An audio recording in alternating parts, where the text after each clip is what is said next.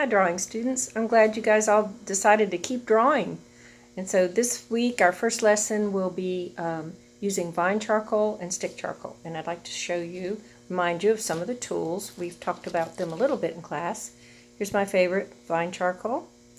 This of course is a burnt willow or grapevine, and it's great for details. And I really like it because you can actually draw on your canvas when you are painting, like this.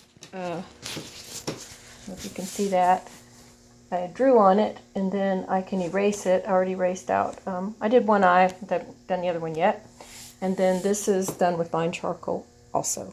So that's a nice thing about vine charcoal. You can do everything with it, and you can get detail with it. Now, it's not as dark and as intense as the next one, which is stick charcoal. I'm sure you all have that. It's really good for setting a ground, which you guys did with graphite, and then we erased out. We did a subtractive drawing, but it's really cool with charcoal because you get a lot more contrast.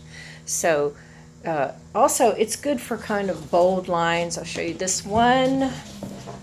So I did the background and used like a paper towel and then erased out the clouds and did the tree on top of it. Get a nice contrast with the stick charcoal. The other thing that everybody needs is a torch blending stick, stump, whatever you call it. This is just a basic one all around, and it's helpful to have a small one like this for details. Then you will need your plastic eraser, which you can clean by erasing on something that has a little bit of texture to it. Clean it up along the same line. This is your erasable pen. This one is plastic BM2, and you can erase it also and get it clean again to use. And of course, the kneaded eraser. Everybody has to have one of those. Well, I do.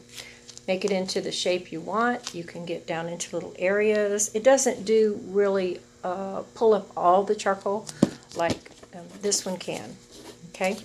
Now, one of the videos that I'm going to send you on using vine charcoal shows the girl erasing with her hand or blending with her hand. I don't recommend that because later on you might want to go over an area and the charcoal just doesn't want to stick when you do that. And also it can just, it's just hard to go over it, and it's just really not a good idea, especially if you're going to save the painting. And then the last thing that you will need is a fixative. A spray. This one is Krylon. You know Krylon, you can get this about anywhere, and it's just clear.